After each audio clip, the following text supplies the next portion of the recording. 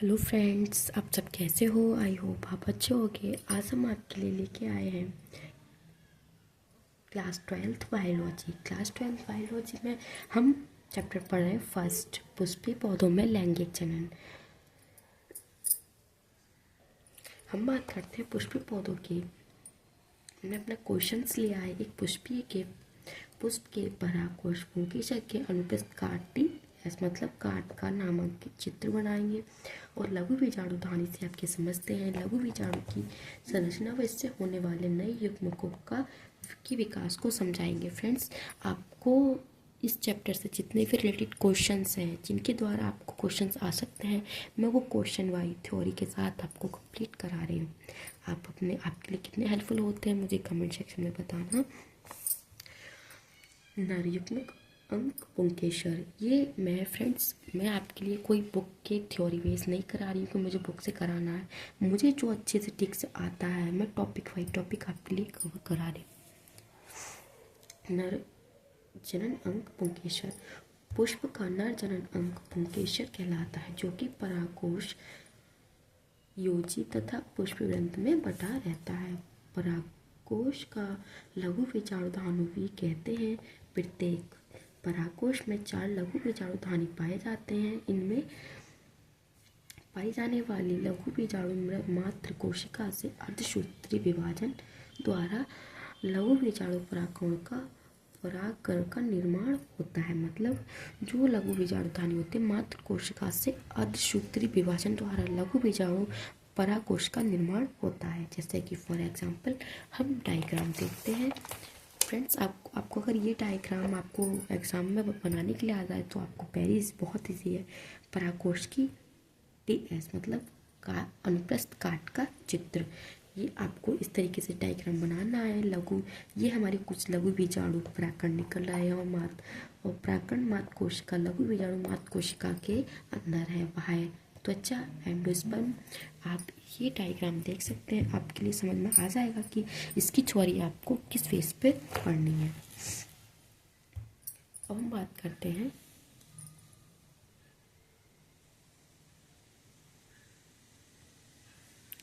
लघु बीजाणु जनन। लघु बीजाणु जनन की क्रिया पुंकेसर के परागकण के अंदर देखने को मिलती है। इस क्रिया में परागधानी में मौजूद लघु बीजाणु मात्र कोशिका से अर्धसूत्री विभाजन द्वारा लघु बीजाणुओं का निर्माण होता है। इस क्रिया को ही लघु बीजाणु जनन कहते हैं। ये लघु बीजाणु परागकण परिपक्व होने पर परागकोश की धरती को तोड़कर बाहर निकल आते हैं। मतलब कि ये जिस तरीके से ये लघु बीजाणु है ये अपनी धरती को तोड़कर बाहर निकल आते हैं। ये हमारा लघु बीजाणु जनन कहलाता है। अब हम बात करते हैं कि लघु बीजाणु मात्र कोशिका लघु बीजाणु जनन लघु बीजाणु परागकण में परिवर्तित हो जाती है। लघु बीजाणु परागकण की संरचना। अब हम परागकण लघु बीजाणु की संरचना के बारे में बात करेंगे। जैसे कि लघु बीजाणु परागकण एक अति सूक्ष्म संरचना है, मतलब एक महत्वपूर्ण संरचना है जिसका व्यास 0.025 mm से 115 mm तक है। ये एक कोशिका तथा एक केंद्रकीय होता है। ये चारों ओर से दोहरी कला से घिरा होता है। भीतरी स्तर पतली व लचीली होती है, जबकि बाह्य स्तर मोटी व दृढ़ होती है। इसके अंदर जीव द्रव्य भरा रहता है जिनमें अनेक रिक्तियां डूबी रहती हैं। ये अंकुरित होकर नर युग्मक का निर्माण करते हैं। मतलब ये अंदर से लचीली होती है और बाह्य स्तर मोटी परत से दृढ़ होती हैं और इसके अंदर जो जीव द्रव्य कला से ये भारी होती हैं। ये रिक्तियों में डूबी रहती हैं और ये अंकुरित होकर नर युग्मक का निर्माण करती हैं। जैसे हम बात करते हैं परागकण लघु बीजाणु की संरचना। जैसे कि हम बात करते हैं ये अति सूक्ष्म संरचना है। कोशिका द्रव, केंद्रिका, न्यूक्लियर, बाह्य चोल, रिक्तिका, अंतचोल। ये हमारा एक डायग्राम है, इसके द्वारा हम अपनी संरचना को कंप्लीटली कर सकते हैं। अब हम बात करते हैं अपने नर युग्मक वेद का विकास कैसे होता है। जैसे कि नर युग्मक वेद का विकास वोरण पराकण लघु बीजाणु के द्वारा होता है। पराकोश का केंद्रक वर्तिकाग्र पर विभाजित होकर जनन केंद्र तथा ट्यूब केंद्रक बनाता है। इस नलिका केंद्र से पराग नलिका का निर्माण होता है और जनन केंद्रक दो नर युग्मकों में बदल जाते हैं। इस प्रकार नर युग्मक युक्त संरचना को नर युग्मक वेद कहते हैं। मतलब कि ये केंद्रक जो ट्यूब के द्वारा जो जब ये दोनों वर्तिकाग्र विभाजित होते हैं तो जनन केंद्र का जो ट्यूब केंद्रक होता है इसमें नलिका के पराग नलिकाओं का निर्माण होता है।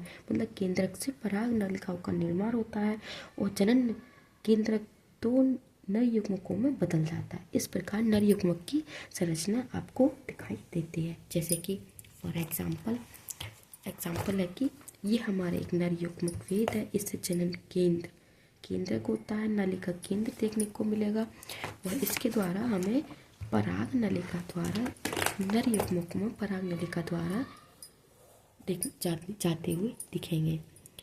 अब हम बात करते हैं अपने नेक्स्ट क्वेश्चंस पे परागण। हम बात करेंगे परागण। ये फ्रेंड्स मेरा सेकंड क्वेश्चन है। इसमें परागण से पॉलिनेशन से आप क्या समझते हैं, ये कितने प्रकार के होते हैं, परागण की विभिन्न विधियों को समझाइए। कीट परागण, वायु परागण, मतलब मैंने फ्रेंड्स ये परागण का जो भी टॉपिक है मैंने आपको इस क्वेश्चन के साथ ले लिया है जो आपके लिए वेरी हेल्पफुल होगा। बात करते हैं to the point with definition के साथ एंड डायग्राम। फ्रेंड्स आपको मैंने चैप्टर वाइज के जो नोट्स होते हैं जी 1 मिनट में दिखा देती हूँ।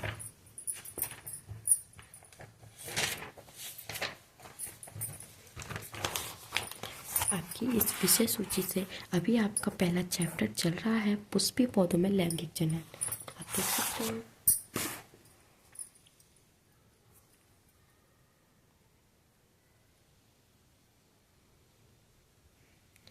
पॉलिनेशन परागण। आवृत्तिबीजी पौधों में परागण की क्रिया पाई जाती है। इस क्रिया में पुंकेसर के परागकोश में बनने वाली परागण वायु, जल, कीट तथा पक्षी आदि माध्यम के द्वारा स्त्री केसर वर्तिकाग्र पर पहुंच जाते हैं।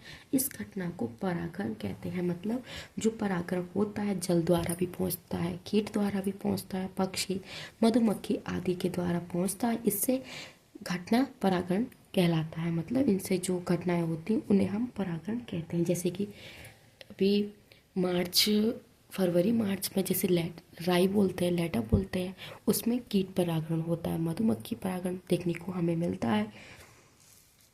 अब हमारी जो डेफिनेशन है कि किसी पुष्प के परागकोश से परागकण का किसी माध्यम के द्वारा स्त्री केसर के वर्तिकाग्र पर पहुंचने की घटना परागण कहलाती है।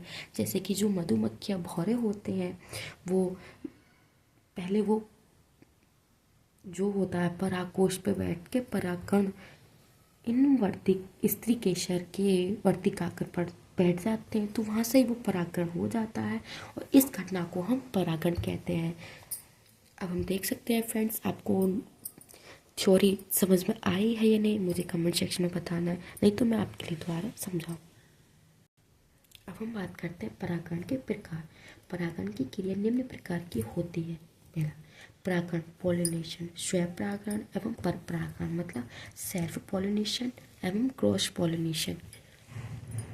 स्व पर परागण मतलब स्वयुग्मी। ऑटोगामी सजात पुष्पीय परागण मतलब जियोटोगैमी।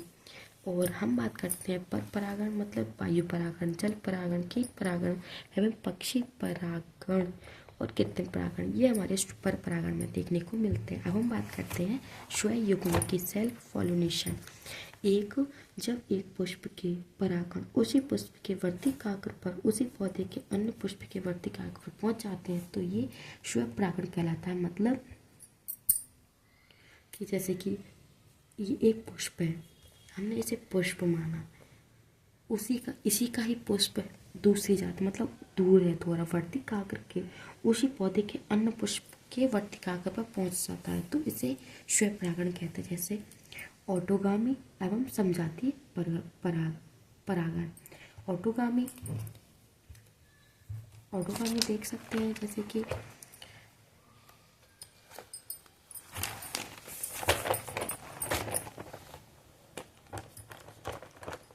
ऐसे श्वेत परागण जिनमें एक पुष्प के परागण उसी पुष्प के वर्तिकाग्र पर पहुंच जाते हैं तो ऑटोगैमी कहते हैं, जैसे कि गुलाबहार, सदाबहार, पीलिका, कटेली, etc।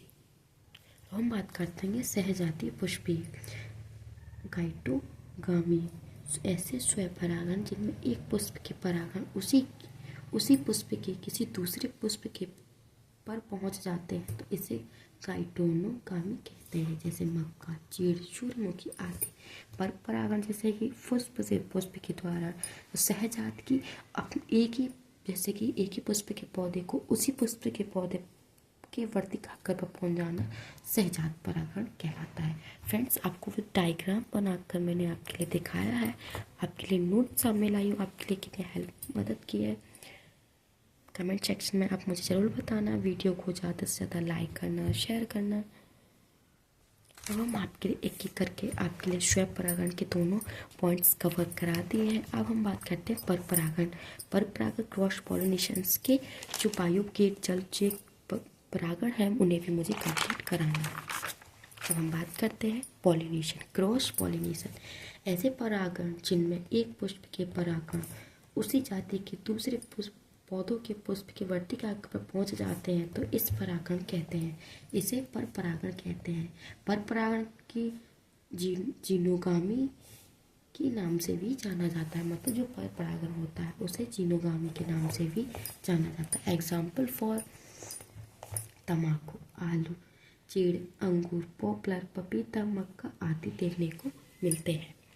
पर परागण के लाभ क्या क्या है, लाभ देखते हैं। ये पर परागण के द्वारा संकर बीज उत्पन्न किया जा सकता है। सेकंड, पर परागण से उत्पन्न संतति में जीवन संघर्ष की क्षमता अधिक होती है और पर परागण से हानिकारक गुणों को पृथक किया जा सकता है। पर परागण से उत्पन्न बीज में उत्पन्न की दर अधिक होती है। और जो पर परागण से होने वाली हानियाँ कौन सी हैं, जैसे कि पर परागण के लिए माध्यम की आवश्यकता होती है। पर परागण से पौधे सदैव हाइब्रिड होते हैं और पर परागण में बहुत अधिक परागण व्यर्थ चले जाते हैं, मतलब जो परागण होते हैं बहुत व्यर्थ चले जाते हैं। पर जो फिफ्थ है, पर परागण में हानिकारक गुणों की भी संभावना बढ़ जाती है। ये हमारी कुछ हानियाँ और कुछ लाभ आपको क्रॉस पॉलिनेशन में देखने को मिले हैं। अब हम बात करते हैं पर परागण की विधियाँ। पर परागण की कौन कौन सी विधियाँ, जैसे कि पर परागण को एक पुष्प से दूसरे पुष्प के पौधों के वर्तिकाग्र तक पहुँचने के लिए कुछ साधनों की आवश्यकता होती है, जैसे जल, वायु, कीट, पक्षी आदि। इन साधनों के आधार पर परागण निम्न प्रकार के होते हैं। पर परागण के हमने डिवाइड किया है, जैसे वायु परागण, जल परागण, कीट परागण, पक्षी परागण एवं कृत्रिम परागण। ये हमने इनको 5 भागों में डिवाइड किया है। अब हम बात करते हैं वायु परागण, एंथिमो पॉली।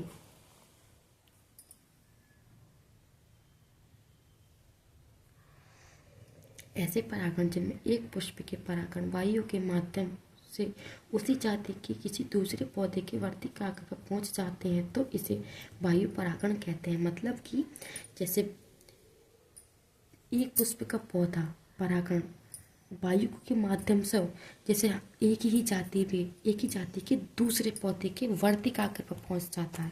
जैसे कि हमने आपको दिखाया था ना कि इस जाति का जो परागण होता है वो इसी पौधे के दूसरी जाति के परागण पर पहुंच जाता है। जैसे यही पौधा सेम है और ये भी सेम है, इस पर पहुंच जाता है, उसे हम वायु परागण कहते हैं। जैसे चीड़, मक्का, गन्ना, गुलाब, पॉपुलर आदि।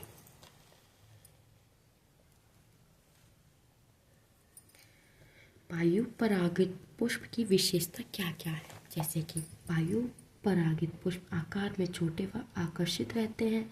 ये पुष्प प्राय एक लिंगी होते हैं और वायु परागित पुष्प में तल तथा बाह्य तल छोटा होता है। इनके परागण छोटे, शुष्क व हल्के देखने को मिलते हैं। ये हमारे वायु परागण की कुछ क्रिया है। अब इनको आगे भी देखते हैं। कुछ आपको थर्ड पॉइंट पीछे, इन पुष्पों में परागण प्रचुर मात्रा में उत्पन्न होता है। इन पुष्पों में वर्तिकाग्र बहुत लंबे समय देखने को मिलता है। अब हम बात करते हैं थर्ड, जल परागण, हाइड्रोफिल्स। ऐसे परागण जिनमें एक पुष्प के परागण जल के माध्यम से उसी जाति के किसी दूसरे पुष्प के पौधों के वर्तिकाग्र पर पहुंच जाते हैं तो इसे जल परागण कहते हैं। ये परागण केवल जलीय पौधों में पाया जाता है। मतलब जो जल का जो परागण होता है ये सिर्फ जलीय पौधों में देखने को मिलता है। जैसे कि एग्जाम्पल फॉर हाइड्रला वैली, सोनेरिया, सिंघाड़ा, कमल, सिरटेटो फ्लेम etc। जल परागण की विशेषता क्या क्या है, जल परागण की विशेषताओं के बारे में बात करेंगे।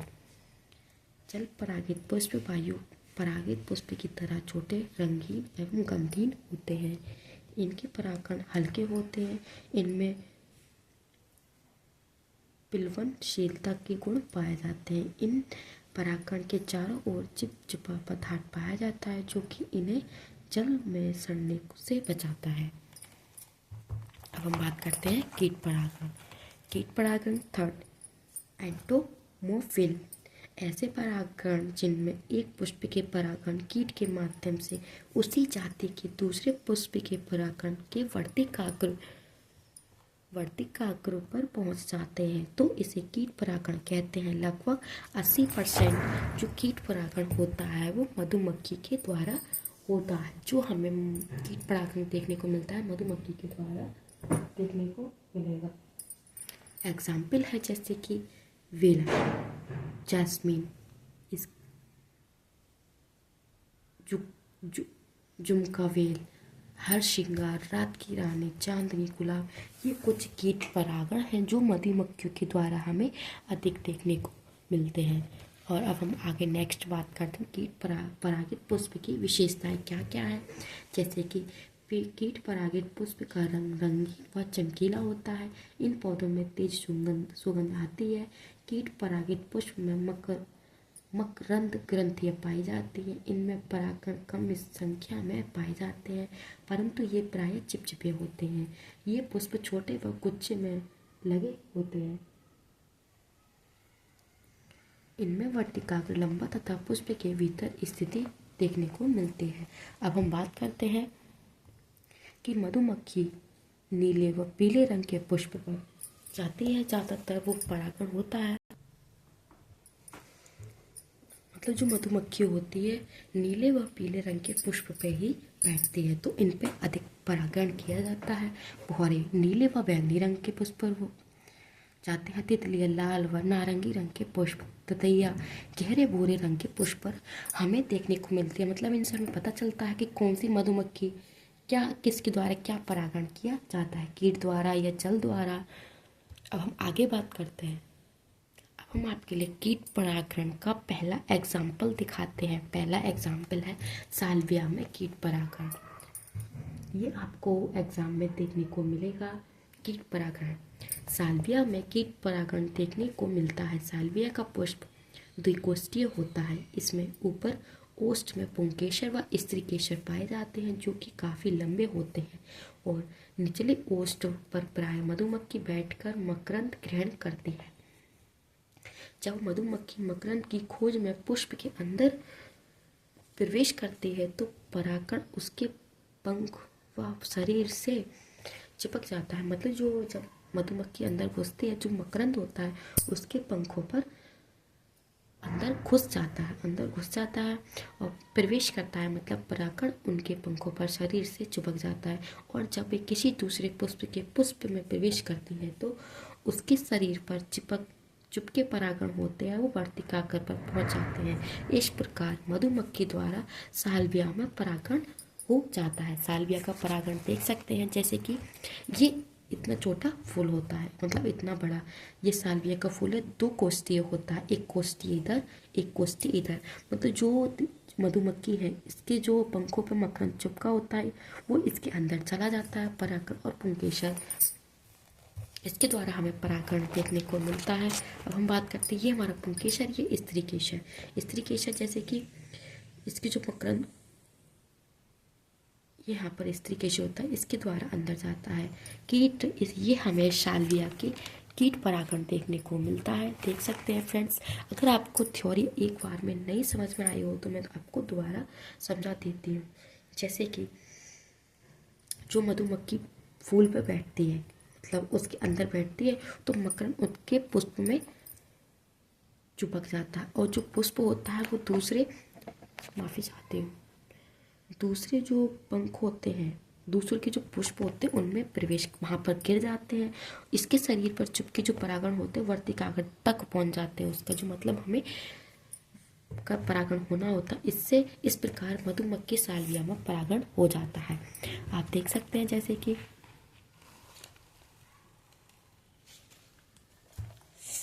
अब हम बात करते हैं पक्षी परागण कैसे होता है।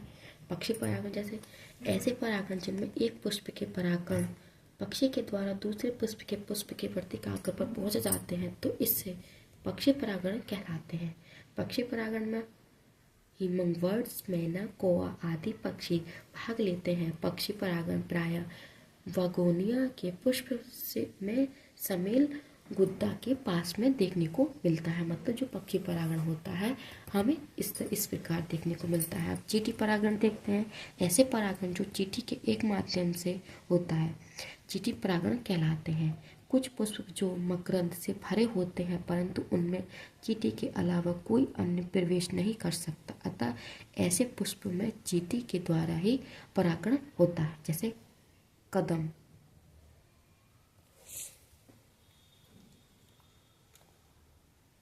अब हम बात करते हैं आर्टिफिशियल पॉलिनेशन।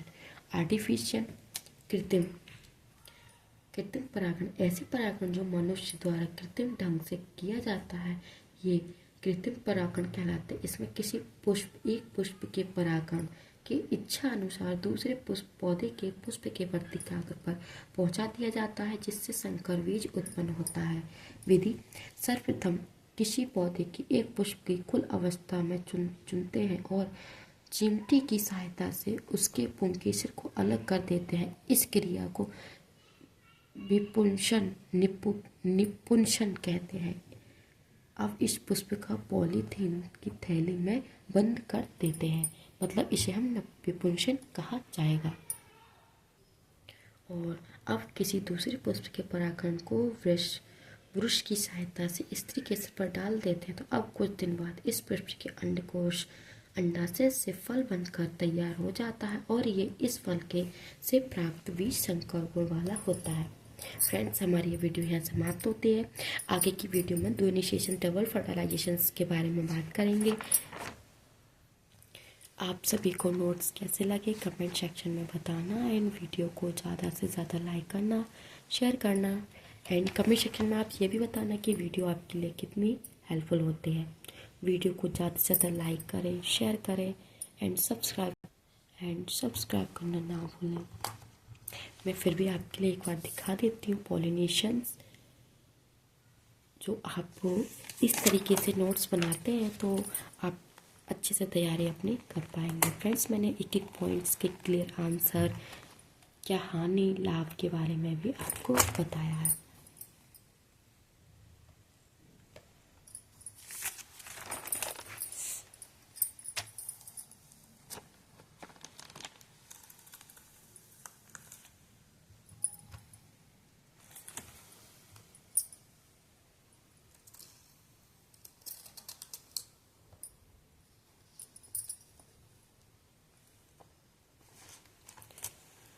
मुझे कमेंट सेक्शन में ज़रूर बताना कि वीडियो आपके लिए कितनी हेल्पफुल होती है।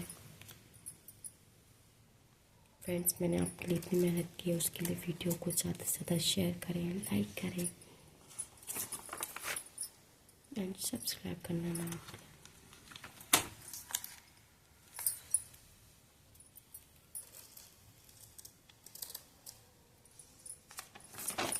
नेक्स्ट वीडियो कल आपके सामने लेके आएंगे।